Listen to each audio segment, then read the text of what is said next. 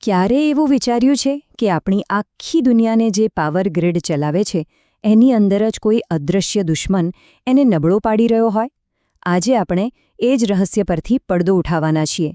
એક એવો ખતરો જે કોઈ પણ જાતની ચેતવણી વગર બધું જ અંધકારમય કરી શકે છે. જુઓ, મોટાભાગે આપણે શું માનીએ છીએ કે પાવર ગ્રીડ ફેલ થવા પાછળ કોઈ તોફાન કે કોઈ મોટું ભૌતિક નુકસાન જેવા કારણો હશે, ખરું ને? પણ સાચી વાત તો એ છે કે સૌથી મોટો ખતરો આમાંથી એકેય નથી.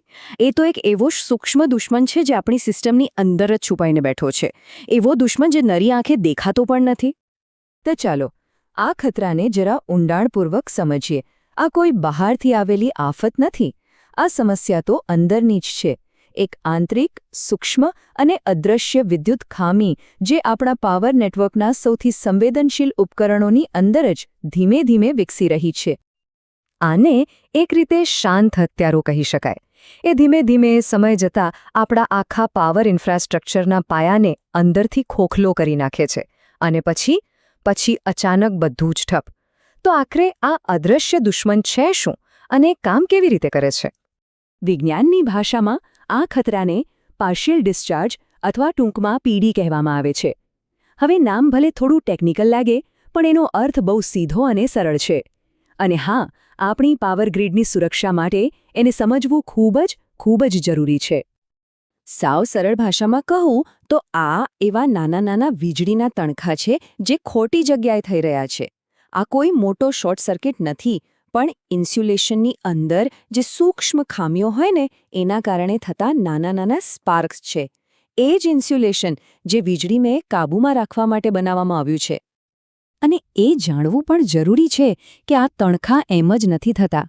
એની પાછળ નક્કર કારણો હોય છે. જેમ કે ઉત્પાદન વખતે રહી ગયેલી કોઈ નાની ખામી, સમય જતાં ઇન્સ્યુલેશનનું નબળું પડવું, અથવા તો ધૂળના રજકણ જેટલા નાના ધાતુના કણો. આવી નાની અપૂર્ણતાઓ જ આગળ જતાં મોટી સમસ્યાઓનું કારણ બને છે. આને આમ સમજો, વીજળીના નાના ઝબકારાની જેમ દરેક તણખો ઇન્સ્યુલેશનને અંદરથી થોડું ખતમ કરતો જાય છે.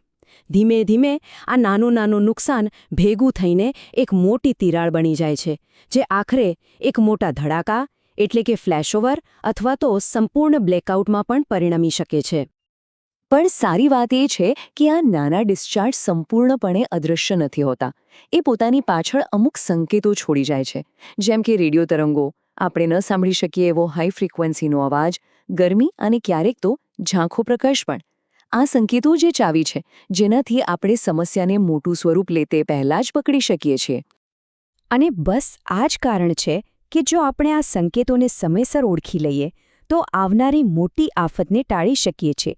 એટલે જ આ ખામીઓને વહેલી તકે શોધી કાઢવી એ ખાલી એક વિકલ્પ નથી, પણ આપણી ગ્રીડની સલામતી અને વિશ્વસનીયતા માટેની પહેલી જરૂરિયાત છે. અને આ આંકડો જુઓ, એ ખરેખર ચોંકાવનારો છે. લગભગ 90% જેટલી ઇન્સ્યુલેશનની મોટી નિષ્ફળતાઓ થાય એ પહેલાં પાર્શિયલ ડિસ્ચાર્જની પ્રવૃત્તિ જોવા મળે જ છે. એનો સીધો મતલબ શું થયો? કે પીડી એ આવનારા ખતરાની સૌથી મોટી નિશાની છે. એક એવી ચેતવણી જેને નજરઅંદાજ કરવી બહુ મોંઘી પડી શકે છે. તો હવે આપણી સામે બે રસ્તા છે.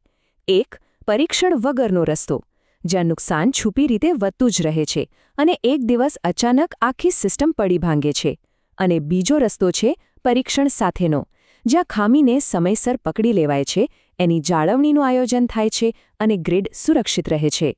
બંને વચ્ચે જમીન આસમાનનો ફરક છે, સાચું ને? તો હવે મોટો સવાલ એ છે કે જે સમસ્યા નરી આંખે દેખાતી જ નથી એને શોધીશું કેવી રીતે? વેલ, આ માટે એન્જિનિયરો પાસે એક હાઈ-ટેક ટૂલકિટ છે. એવા અત્યાધુનિક સાધનો જે પાર્શિયલ ડિસ્ચાર્જ દ્વારા પેદા થતા સૂક્ષ્મ સંકેતોને સાંભળી અને જોઈ પણ શકે છે. આ પ્રક્રિયાને પાવર ગ્રીડ માટેના અલ્ટ્રાસાઉન્ડ જેવી સમજી લો. જેમ ડૉક્ટર શરીરની અંદર જોવા માટે અલ્ટ્રાસાઉન્ડનો ઉપયોગ કરે છે, બસ એ જ રીતે એન્જિનિયરો સંવેદનશીલ સેન્સર લગાવીને ઉપકરણને ખોલ્યા વગર જ તેની અંદરની ખામીઓને શોધી કાઢે છે. તેઓ ખરેખર ઇન્સ્યુલેશનની અંદર શું ચાલી રહ્યું છે એ સાંભળી રહ્યા હોય છે. અને આ ખામી પકડવા માટે ખાલી એક જ નહીં, પણ અલગ પદ્ધતિઓ છે. UHF પદ્ધતિ રેડિયો તરંગોને પકડે છે, જે ખૂબ જ સંવેદનશીલ હોય છે. એકોસ્ટિક પદ્ધતિ અવાજના આધારે ખામી કઈ જગ્યાએ છે એ શોધી કાઢે છે, ઇન્ફ્રારેડ ગરમીમાં થતા ફેરફારોને નોંધે છે અને ઓપ્ટિકલ પદ્ધતિ તો તણખામાંથી નીકળતા ઝાંખા પ્રકાશને પણ પકડી શકે છે. ચાલો આમાંથી જે સૌથી વધુ વપરાય છે એ UHF પદ્ધતિ કેવી રીતે કામ કરે છે એ ટૂંકમાં સમજીએ. સૌથી પહેલાં સેન્સરને ઉપકરણની બહાર લગાડવામાં આવે છે. જ્યારે અંદર કોઈ પાર્શિયલ ડિસ્ચાર્જ થાય ત્યારે એ એક ઇલેક્ટ્રોમેગ્નેટિક તરંગ બહાર ફેંકે છે. સેન્સર આ તરંગને તરત જ પકડી લે છે અને પછી ડેટાનું વિશ્લેષણ કરીને ખામી ક્યાં છે અને કેટલી ગંભીર છે એ નક્કી કરવામાં આવે છે.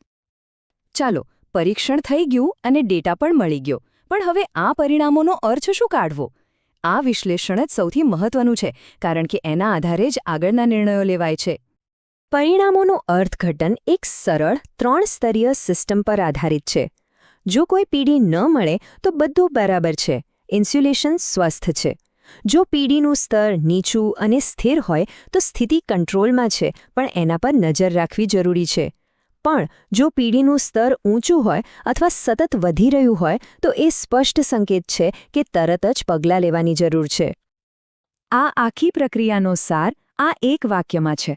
પાર્શિયલ ડિસ્ચાર્જ પરીક્ષણ સંભવિત નિષ્ફળતા માટે અગ્રણી સૂચક તરીકે કામ કરે છે, જે અચાનક થતી ખામીઓ અને મોંઘા સમારકામને અટકાવે છે.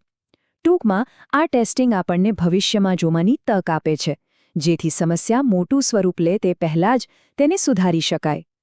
અંતે એક વાત સ્પષ્ટ છે, ક્યારેક સૌથી મોટો ખતરો સૌથી નાના તણખામાં જ છુપાયેલો હોય છે. જે સિસ્ટમ આપણા જીવનને ઊર્જા આપે છે તેની સુરક્ષા આવી નાની નાની વિગતો પર જ ટકેલી છે. એક નાનો, લગભગ અદૃશ્ય તણખો આખી પાવર ગ્રીડના સ્વાસ્થ્યનું રહસ્ય ખોલી શકે છે.